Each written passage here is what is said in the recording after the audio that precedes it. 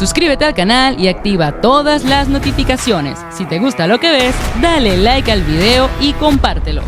Houston, we've got a problem. Esto lo dijeron los astronautas del Apolo 13 y sobre eso vamos a hablar el día de hoy. La planificación es importante porque nos permite identificar la meta inicial. Solo el camino y el desarrollo de nuestras experiencias van a determinar el destino al cual llegaremos. Porque al final, la vida es eso que nos va sucediendo mientras hacemos otros planes. Soy Carlos Luis Rodríguez. Bienvenidos a Asesorías con Carlos Luis.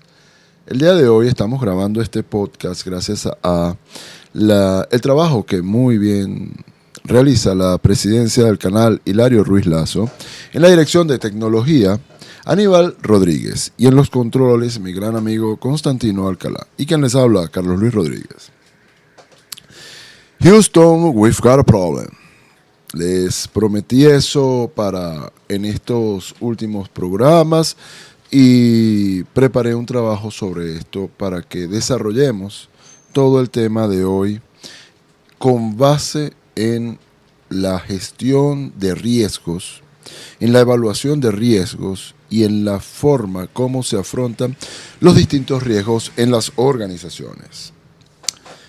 El día de hoy, como ya les comenté, vamos a hablar sobre toma de decisiones y gestión de riesgos. Pero antes, tal como conversamos como inició este programa, Houston, we've got a problem. El 11 de abril de 1970, el Apolo 13 se lanzó con 3 astronautas, Gene Lowell, Fred Haise y Jack Swigert, en una misión a la Luna, pero a 56 horas y 330.000 kilómetros de la Tierra, una explosión a bordo obligó a la tripulación a abandonar su objetivo. El tanque de oxígeno número 2 en el módulo de servicio explotó, causando que el tanque número 1 fallara. Su misión se transformó en minutos en una misión de ir a la Luna a una historia épica de supervivencia. Sobre esta historia vamos a hablar un poco el día de hoy.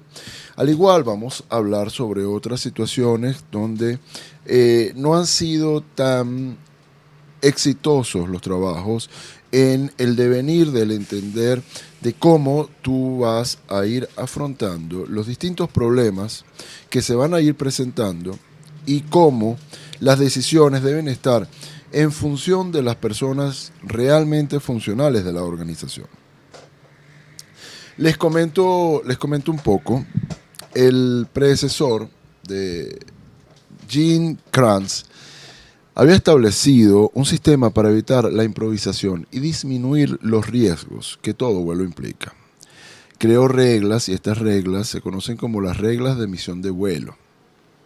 Todo esto en función de desarrollar patrones de cómo presentar ciertas y determinadas actividades de control o de remediación a contingencias que se fuesen presentando. Este principio, aunque ustedes no lo crean, se mantiene hasta el día de hoy en el transbordador espacial y en la estación espacial, dada la importancia que el mismo requiere. Todo esto debe ser aprobado por la NASA. Es importante acotar que gracias a estas reglas que creó el predecesor de Gene Kranz, quien era el director de vuelo del Apolo 13, gracias a estas reglas fue que ya se había previsto, aunque ustedes no lo crean, que el módulo lunar fuese una cápsula de salvamento, fuese como ese bote salvavidas que se tienen en los barcos que se están hundiendo y que son los que salvan. Ya se había previsto eso.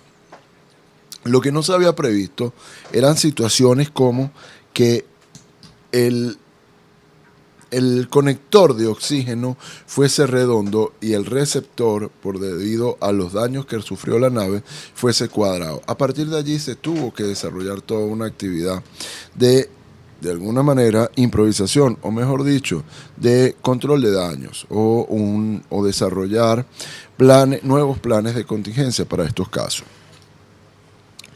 pero ya estaba previsto el módulo lunar. Es decir, ya había una gran parte del plan avanzado. Es importante que ustedes en sus organizaciones entiendan que debe de haber en todo momento una gestión de riesgos para, en caso que alguno de los riesgos que se puedan presentar se materialicen, ustedes puedan tener el ABC de cómo funcionar en cada uno de estos casos. Es increíble, pero nuestra cultura latinoamericana nos ha llevado con poca previsión de los riesgos, y esas cosas, a pesar de saberse que pueden ocurrir, no se toman en consideración, no se toman en cuenta, y por ende ocurren errores, ocurren tragedias, ocurren pérdidas económicas, financieras para todas las organizaciones. Salud, amigos, esto es TED. No puedo decir la marca, pero es una marca muy, muy conocida, de un té con durazno. Les comento también, bueno, la realidad es que sí la puedo decir. A ver, lo que no es que no lo debo hacer porque le estaría haciendo publicidad de gratis. Pero volvamos al caso. El módulo lunar. Ya teníamos reglas de salvamento en el caso que el módulo lunar fuese necesario generarse una, ¿cómo decirlo de alguna u otra manera? Un bote de salvavidas, ya lo había dicho, un bote de salvavidas que pudiese refugiar a la tripulación del Apolo 13 o de las aeronaves anteriores al Apolo 13. ¿Qué ocurrió? Había que hacer todo un trabajo de adaptación y de evitar el gasto de energía apropiado. He aquí que cuando se materializa un riesgo, la importancia de entender quién es el responsable, el último responsable de la gestión del riesgo. Y el último responsable de la gestión de algún riesgo que se materialice normalmente no es la cabeza máxima de la organización, sino es la cabeza máxima funcional que se encarga de la mitigación de ese riesgo. Entiéndase por mitigación la respuesta adecuada. Y me voy a adelantar un poco a lo que voy a hablar. Las respuestas a los riesgos son 4. Aceptar, reducir, transferir o aceptar, reducir, transferir. Se me fue la última. En unos momentos la recuerdo. Aceptar, reducir, transferir. Y estas respuestas, que son las 4 respuestas básicas a los riesgos, evitar. Las 4 respuestas básicas a los riesgos son transferir, evitar, mitigar o reducir, y por último aceptar. Aceptar es realmente no voy a hacer nada por el riesgo. Reducir es voy a hacer todo lo posible para bajar su impacto o para bajar la probabilidad en la que pueda ocurrir. Transferir es que, oye, este riesgo yo no lo tomo, sino que se lo doy a un tercero para que sea él el que lo gestione y sea él el que asuma su situación. O transferir, evitar, reducir o aceptar. Esas son las 4 respuestas a los riesgos. O no sé por qué, me disculpan, pero me enredé un poco con este caso.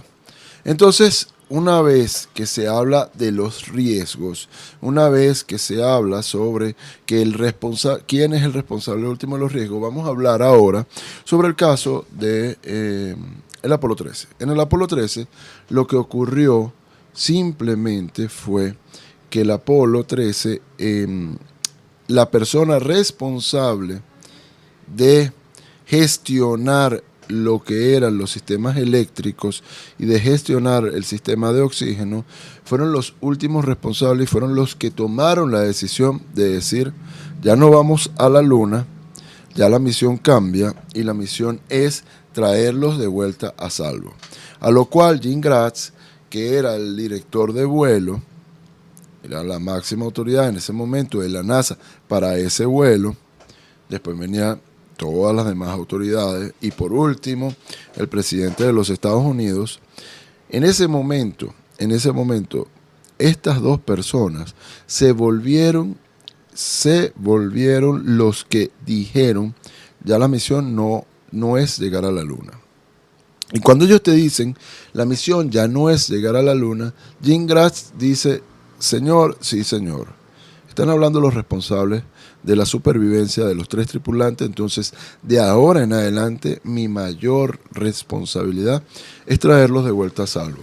Es por ello que cuando se trajeron de vuelta a los 3 astronautas, se llamó un fracaso exitoso. Porque no fue un fracaso que no llegaron a la luna, pero fue un éxito el haberlos traído a salvo, con todas las vicisitudes que ellos tuvieron en ese momento.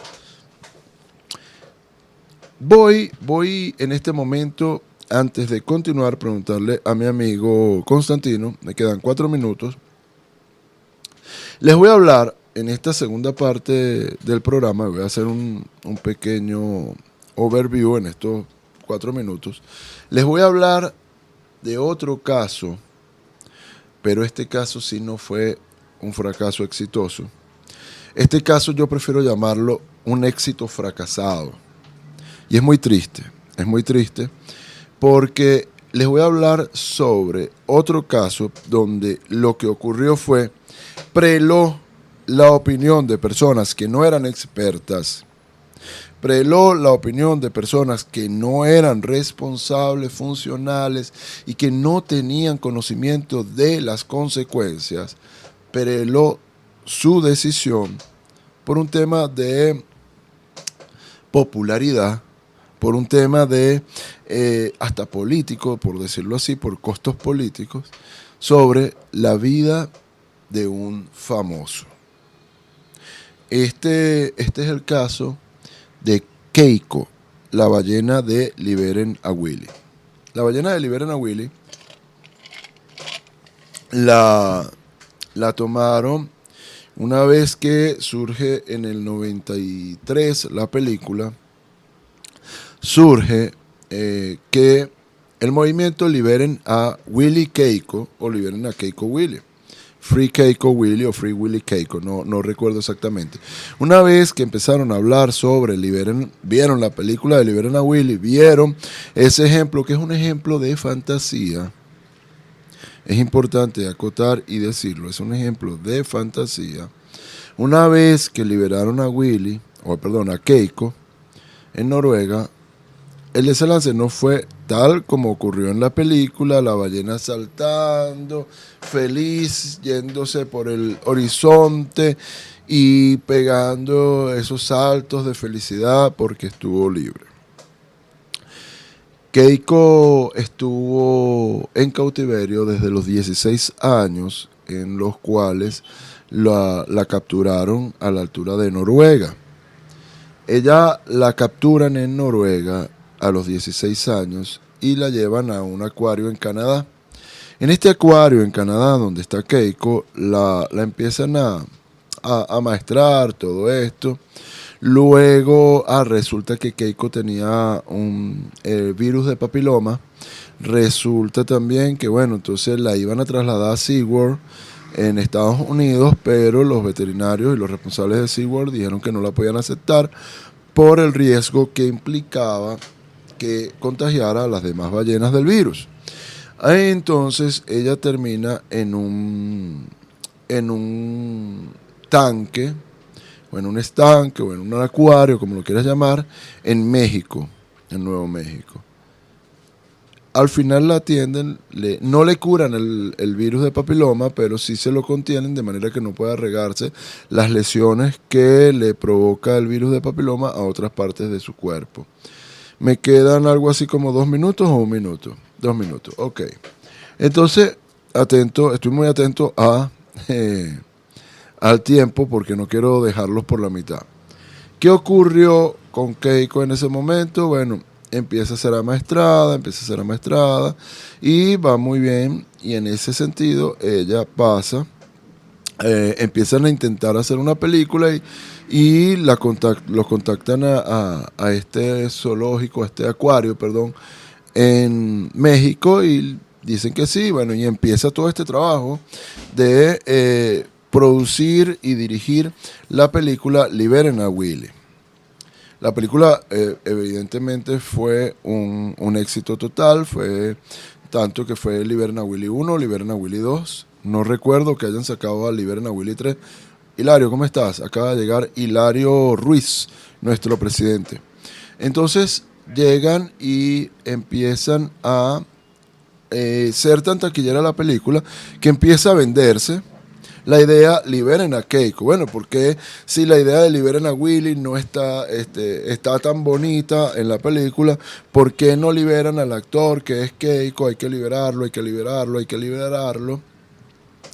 Ya Keiko tenía 10 años en cautiverio y la trasladan a otro acuario o a otro estanque o a otro tanque donde iba a estar sola en función de irla preparando para su salida al mar. En ese irla preparando hacia su salida al mar y todo el esquema de negocios, pasaron 10 años más. Estamos hablando que ya Keiko tenía 20 años en cautiverio, de los cuales había vivido 20 años en cautiverio y 36 años de vida. Estamos hablando que había tenido más vida en cautiverio que en libertad. Más que en la libertad, fue muy protegida por su manada de vallenatos. No sé si se le dice manadas, pero de vallenatos no, de ballenas, siendo él un vallenato. Hay que decir que Keiko era varón. Dicho esto, los voy a dejar en suspenso para la próxima parte del programa, seguir con esta historia, esta triste historia de Free Keiko, Free Willy.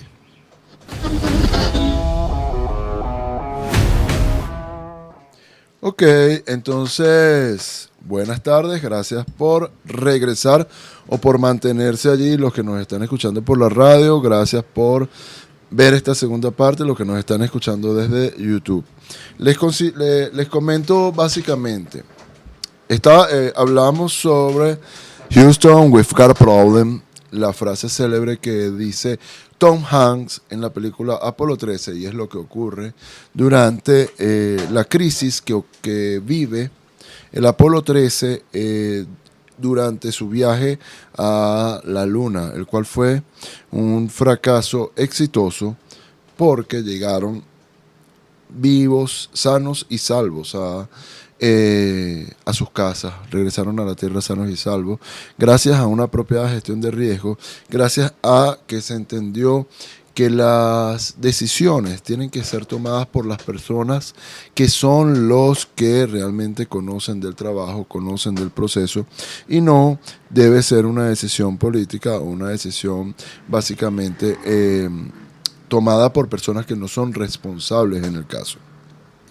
En este sentido, también les hablé sobre el caso, o les empecé a hablar sobre el caso de Keiko, donde les comentaba que, bueno, Keiko es la ballena de Liberen a Willy, es la ballena que arrancó los corazones en el año 93 a todas las personas que fueron a las salas de cine a ver a Free Willy o a Liberen a Willy.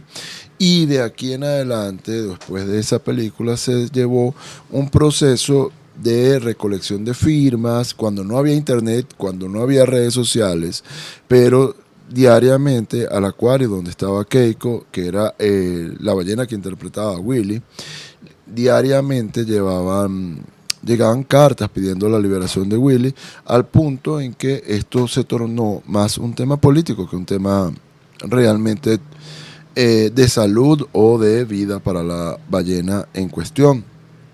Keiko fue liberado, efectivamente, ya les voy a hablar sobre su liberación, pero durante su liberación, o lo que estaba hablando durante la primera mitad del programa, la liberación de Keiko se da de 20 años después de haber sido capturada, en la cual son 16 años de vida en libertad y 20 años en cautiverio. Estamos hablando que de sus 36 años, más de la mitad de su vida estuvo en cautiverio. yo creo que es importante también tener en consideración las opiniones de los expertos en estos casos. Todos los expertos estaban en contra. Yo aquí preparé una composición, muchas gracias, preparé una composición sobre el caso y les voy a hablar, básicamente voy a hablar, abro comillas, otro caso relacionado con la toma de decisiones funcionales se encuentra asociado a la liberación de la ballena Keiko en las costas de Noruega. Les comento todo lo que había comentado previamente, todo lo que les he dicho, y les comento también, abro comillas, sin embargo esta decisión fue realizada más por presión social que por análisis y recomendación de los expertos, ya que los expertos no recomendaban su liberación. Por el contrario, se oponían a que Keiko fuese liberado debido a todos sus años de cautiverio, cierro comillas. Es importante, creo que es importante que nosotros tengamos en cuenta. Y les voy a hablar, por favor quédense hasta el final, se los pido, porque de aquí, esto no lo estoy diciendo en vano, esto lo estoy diciendo con toda la responsabilidad del caso y con toda la claridad, y les pido por favor hablen y comenten en cada uno de los espacios que están aquí abajo para que les hablen a las personas que son responsables de estos casos y que tomen decisiones realmente funcionales. Es importante señalar que Keiko, luego de su liberación, o mejor dicho, durante su liberación, durante el proceso de negociación de la liberación, le estaban pidiendo muchas veces que Keiko fuese liberada, que fuese liberado, porque era varón, que fuese liberado, con cartas a diario, ya les dije, en un mundo sin redes sociales y sin internet. Entonces, asimismo, como Keiko, después de más de 10 años de cautiverio en solitario, imagínense eso, estar 10 años ya solo en un estanque, sin contacto, sino con las pocas personas que eran sus entrenadores. Después de esto, Keiko lo llevan a las costas de Noruega a liberarlo. Y cuando los llevan a las costas de Noruega para liberar a Keiko, lo instalan en un tanque abierto, un tanque de agua natural abierto, para que en lo que pasaran las ballenas, él se fuese con las ballenas que fuesen pasando. Él podía salir, pero regresaba. Y salía, y cuando pasaban las manadas de ballenas, lo que hacían era que lo atacaban. Qué triste. Y él se regresaba. Y así fue, hasta que en una ocasión sí surgió y sí salió, pero estamos hablando casi que 11 meses luego de este proceso. Señores, Keiko, 4 meses más tarde, aproximadamente, de que fue liberado, Keiko fue encontrado muerto cerca de las costas de Noruega. Muy flaco, no sabía cazar. Probablemente muerto de hambre. Previo a haberse encontrado su cuerpo, se encontró o se le vio muchas veces tratando de tener contacto humano en las costas donde veía personas, donde veía casas. ¿Por qué? Porque era su hábitat. Keiko había asumido al ser humano como parte de su hábitat, como parte de su familia, como su verdadera manada. Entonces, nosotros, en un afán por parecer lo más humanos posible, o para parecer, no sé, lo más ambientalista que podemos, lo que hicimos fue que lo matamos. Aunque eso suene terrible, lo mataron. Lo mataron con una decisión que no tomaron realmente las personas que sabían del caso, que eran los cuidadores, los veterinarios, los entrenadores. Era una crónica de una muerte anunciada. Una ballena de 36 años, cuando las ballenas viven 90 años. Cuando las ballenas viven, se ha visto casos de orcas que llegan a 108 años, 105 años. Esta ballena murió de 36 años. ¿No es triste que por tomar decisiones sociales, por tomar decisiones políticas, por tomar decisiones que no son tomadas por los expertos, no es triste que ocurran este tipo de tragedias? Porque lo que debió haber pasado en un principio es que Keiko nunca debió haber sido capturada. Esa es la decisión de los expertos, que los expertos debieron haber tomado. La decisión que los expertos debieron haber tomado fue, y debió haber prelado esa decisión, es Keiko se queda en cautiverio. No puede salir. Es sacar a un ser vivo totalmente indefenso a una jungla como lo es la jungla marina.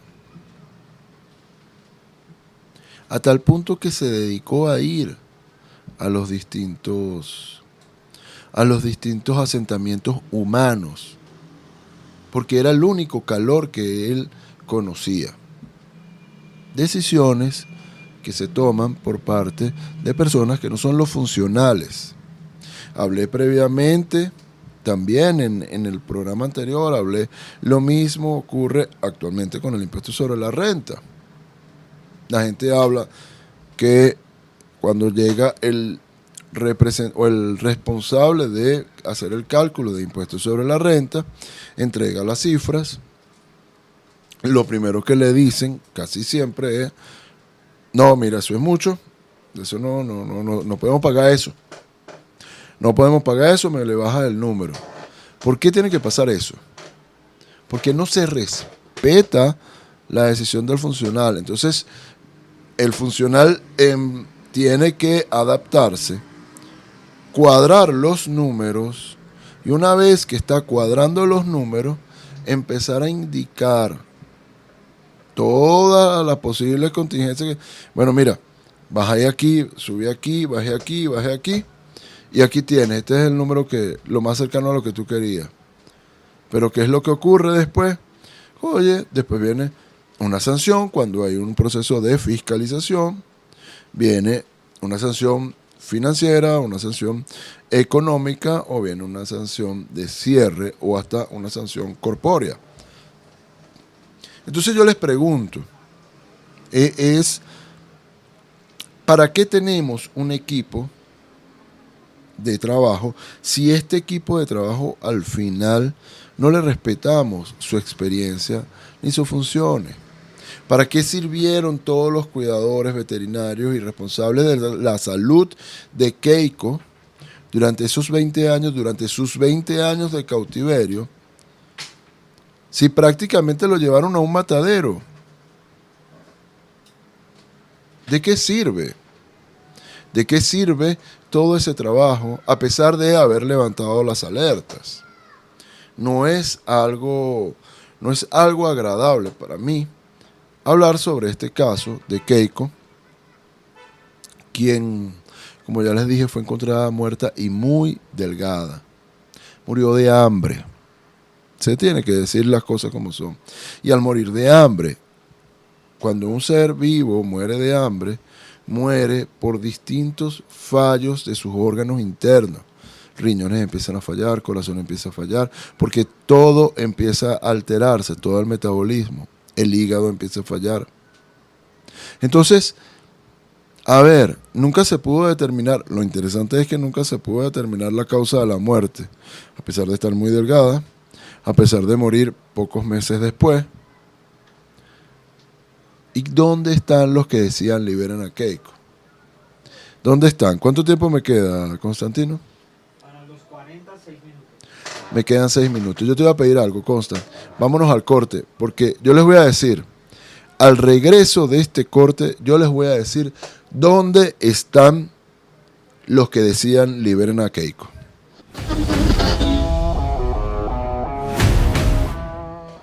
Quedó en el corte, quedamos conversando sobre qué pasaba, que estábamos, de dónde estaba la gente que dijo liberen a Keiko, liberen a Willy. Miren, aquí en mis notas yo coloqué, un segundo que estoy buscando por aquí por el internet, por la superautopista de la información, como le decían en los 80. Se me salió el ochentoso, por aquí Hilario se echó a reír. Así le decían, ¿verdad? ¿No se acuerdan? Sí, como en los 90. En los 90. Entonces, exacto. Entonces, fíjense lo interesante de este caso. Y lo que yo anoté, el que no conoce y no recuerda su pasado, está condenado a repetirlo. Esto es así, señores. La gente que está que estuvo en su momento pidiendo, gritando, chillando que liberen a Keiko, liberen a Willy, son los que están hoy en día pidiendo, gritando y chillando, liberen a Lolita. Willy tuvo 20 años en cautiverio. Señores, 20 años en cautiverio y fue liberada y no duró 11 meses. Creo que fueron, no recuerdo si fueron 4 u 8 meses, pero no duró, por allá me hicieron una seña. ¿Cuántos meses? 3 meses. 3 meses. Por allá mi asistente de producción me dijo que son 3 meses que duró Lolita. Willy vivo como una ballena libre. Willy no, Keiko.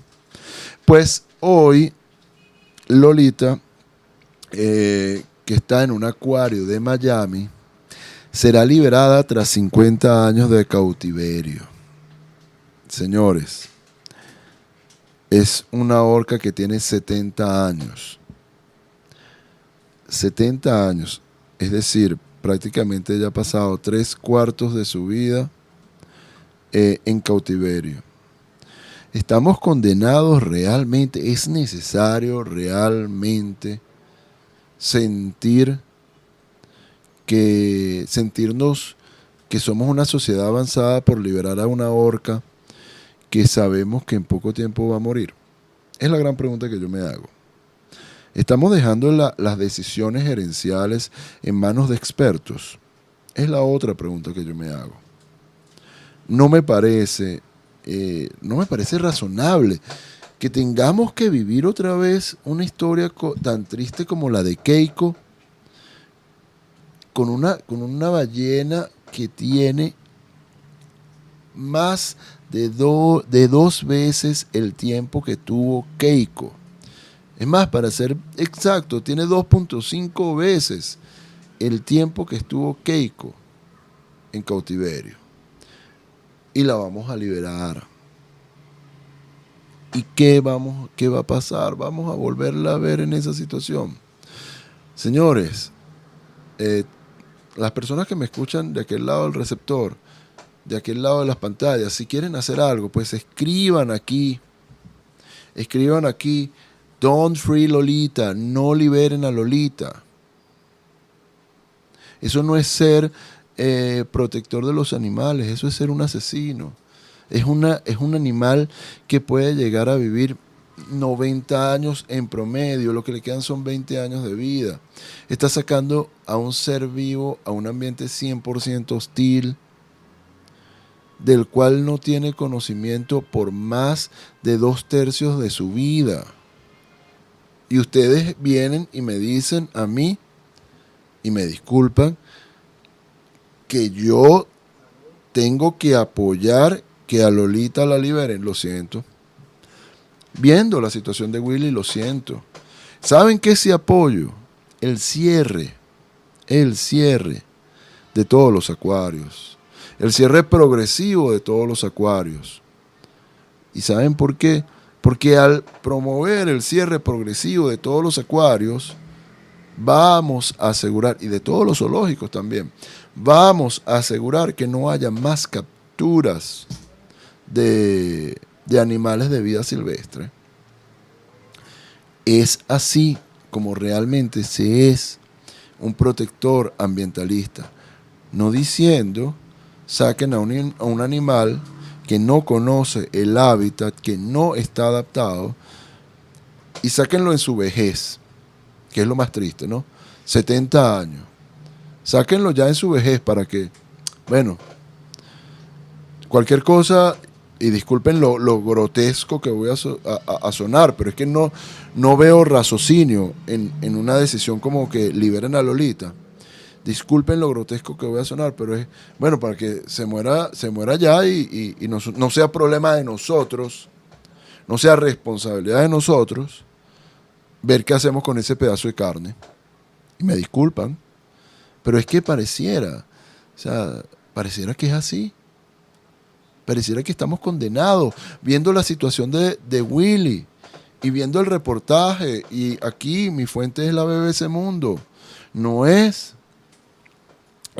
cualquiercosa.com, es la BBC Mundo, una agencia periodística internacional importante, la que está diciendo: Lolita, la orca, será liberada tras 50 años de cautiverio en el acuario de Miami, 31 de marzo del 2003. Voy a hacer una pequeña reseña. ¿Cuánto me queda, Constantino? 10 minutos, perfecto, me da chance. Voy a hacer una pequeña reseña. El plan para devolver a Lolita al mar no es inmediato ni será sencillo. La complicada logística para trasladar a la orca de más de 2.260 kilos exige la coordinación entre distintos actores. La alcaldesa de Miami, Daniela Levine, calificó el acuerdo como histórico. Muchos han esperado, rezado por este resultado muchos años. Dijo este jueves en una rueda de prensa y aseguró que la supervisión de Lolita estará a cargo del municipio hasta que se concrete su liberación. Por medio siglo, Lolita de 57 años, caramba, aquí yo me equivoqué, no tiene 70. Es decir, este animal que tuvo 50 años, que tiene 50 años en cautiverio, tiene apenas 57 años, fue capturada a los 7 años. Este es un animal que no conoce la vida silvestre y lo vamos a soltar al mar. Disculpen, por favor, Constantino, yo quiero que este programa salga con el hashtag #Don'tFreeLolita, hashtag #Don'tFreeLolita, hashtag no le digan no liberen a Lolita, hashtag #Don'tFreeLolita, hashtag no liberen a Lolita. Y disculpen que lo haga así, pero es triste que sigamos en esta situación. Sigo, en marzo del 2022 Lolita fue retirada de los espectáculos después de un cambio de gestión en el acuario. Todavía queda mucho trabajo por hacer, pero creo que estamos a la altura, dijo Brenton Sainz de la organización Friends of Lolita. Me suena tan parecido a Free Willy, Friends of Lolita, y es en serio, por favor. ¿Dónde está la humanidad? La verdadera humanidad, la verdadera, lo proteccionista pareciera una burla hacia nosotros, las personas que realmente somos pensantes. Y aquí después hacen todo el movimiento de toda la referencia al movimiento de Free Willy. Keiko, la ballena en la que se basó la película Free Willy, pudo sobrevivir solo menos de un año después de su liberación. Por eso la pregunta es ahora, la pregunta es ahora qué pasará con Lolita después de toda una vida en cautiverio. Para garantizar su supervivencia, primero estará en un corral marino con red donde los entrenadores la acompañarán en el proceso de incorporarse en el ambiente natural. Por favor, eso fue lo mismo que hicieron con Keiko. Por favor. O sea, realmente cuesta tanto ser popular en los medios políticos y en los medios sociales, cuesta tanto ser popular para sacrificar la vida de un animal que lo sacamos de su medio natural para ponerlo como rata de circo, hacer brinquitos, y disculpen, para que entretenga y para que le dé dinero a una cantidad de personas. Y después de eso nosotros vamos a decir, bueno, mira, ya tienes 57 años, te quedan 60. Mira, en promedio, según la BBC Mundo, llegan a vivir hasta 80 años. Por aquí leí. Ajá, las orcas son mamíferos sociales que no tienen depredadores naturales y que pueden llegar a vivir hasta 80 años. Fuente de BBC Mundo. Ya lo que le quedan son 20 años de vida en promedio. En promedio le quedan 20 años de vida y la vamos a soltar así. O sea, realmente eso es ser proteccionista. ¿Por qué no le escuchamos las opiniones de los profesionales? ¿Por qué no escuchamos las opiniones de las personas que sí saben de las consecuencias que puede tener esto? No entiendo, discúlpenme. Y como lo dijo el indio Seattle en su carta a George Washington, cuando George Washington le estaba pidiendo que le vendiera las tierras de los Sioux, que el indio Seattle dijo, ¿cómo comprar o vender la frescura de la hierba? ¿Cómo comprar o vender el azul del cielo? El hombre blanco, si no me equivoco, el hombre blanco, cuando muere, deja la tierra y se va con sus dioses al cielo. El hombre Sioux, cuando muere, pasa a formar parte de la naturaleza. Entonces, por eso, el hombre blanco no puede entender que no podemos y no estamos en la autoridad de comprar o vender esta tierra donde reposan nuestros ancestros.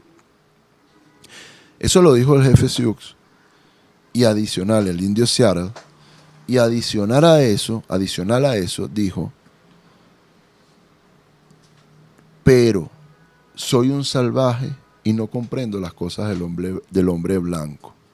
Y aquí es donde yo les digo, bueno, yo soy un salvaje y no entiendo las cosas de las decisiones de los políticos. Me disculpan, pero es tristísimo que tú...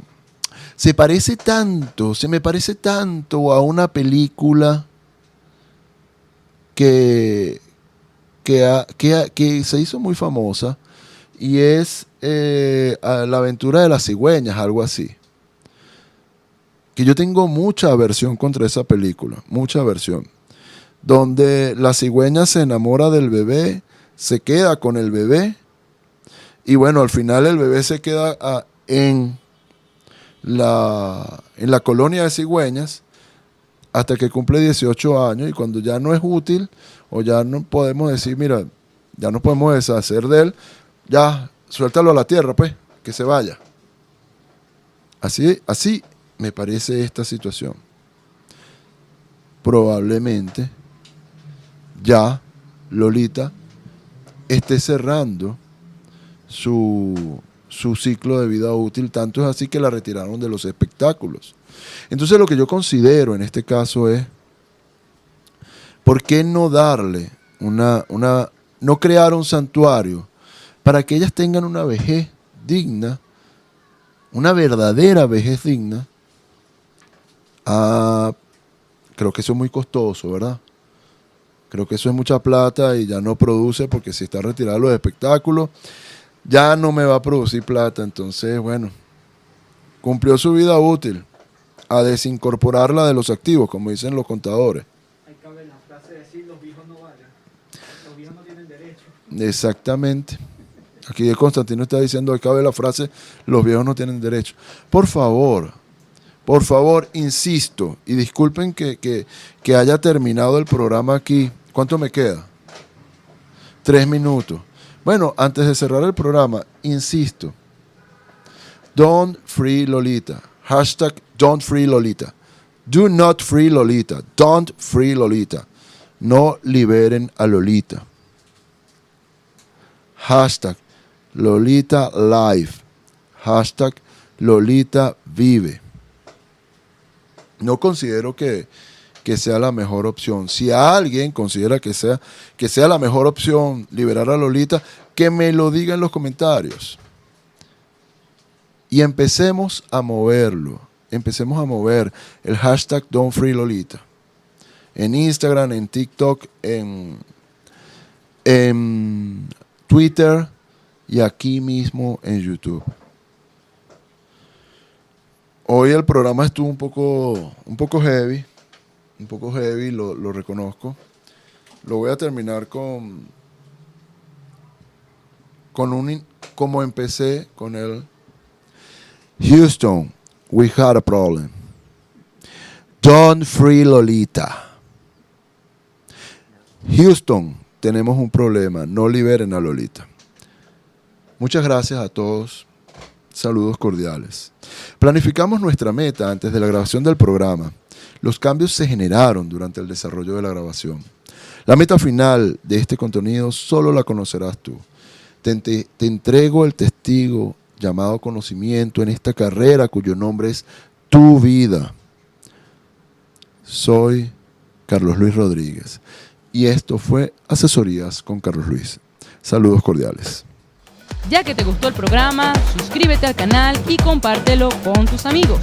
También puedes visitarnos por asranhogardeemprendedores.com y allí vas a poder ver toda la programación que tenemos para ti.